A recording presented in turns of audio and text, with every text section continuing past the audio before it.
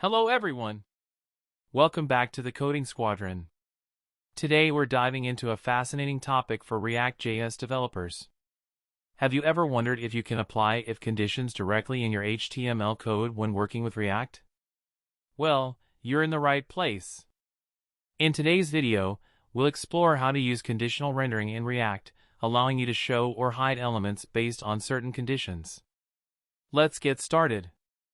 Alright, let's jump into the code. In React, conditional rendering can be achieved using JavaScript expressions within your JSX. You can use the good old if statements or a more concise ternary operator. Let me show you both methods. Here, we have a simple React component.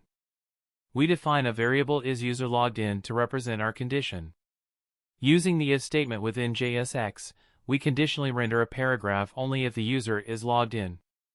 Now, let's look at the second approach using the ternary operator. Here, we achieve the same result using the ternary operator.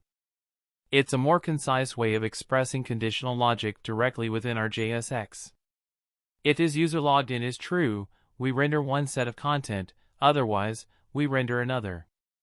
And there you have it.